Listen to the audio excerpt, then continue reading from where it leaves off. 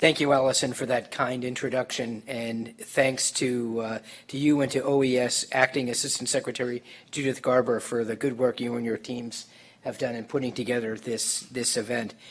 First, I want to extend Secretary Tillerson's regrets that he was unable to join you today.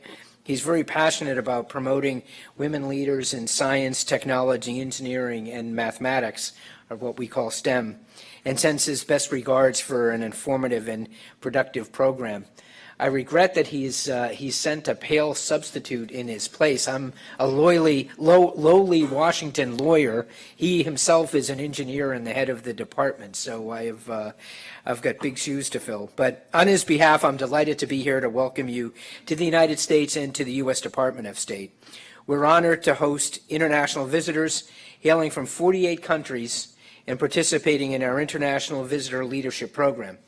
I'd also like to welcome all of our guests from the U.S. government, nonprofit organizations, and the private sector who are with us here today. Whether at home or abroad, promoting women in STEM is a top priority for this administration. In February, the President signed bills directing NASA and the National Science Foundation to promote the advancement of women in STEM. Further, on September 25th, the President announced that he would direct the U.S. Department of Education to invest a minimum of $200 million in grant funding each year to expand STEM and computer science education in schools. And that same week, the private sector announced that it would direct over $300 million toward computer science programs in school. The administration continues to explore the expansion of apprenticeships and vocational training to better prepare women with the necessary skill sets that are required by industries in an ever-evolving economy. These commitments from the administration represent a shared recognition that the workplace is changing and that STEM skills are playing an increasingly important role in sustaining America's economic competitiveness. From a foreign policy standpoint, the United States advocates for the increased participation of women in economies around the world. In emerging markets, women who contribute to a household income reinvest 90 cents of every dollar they earn back into their family's education, health, and nutrition. Improvements in these areas are foundational for a country's ability to take further steps to advance economic development and prosperity. We know that we have more to do to remove barriers to women in STEM. Our fundamental belief is that when women do better, families do better, countries do better, and the world does better. The Secretary made clear in an address not too long ago that we at the State Department believe in the value of diversity in the workplace. The inclusion of different experiences and perspectives strengthens the collaborative process. Diversity makes us more aware of the consequences of our decisions as we work to overcome complex global challenges. I repeat today what the Secretary said a little while ago. The State Department is committed to growing the number of women in our senior leadership ranks.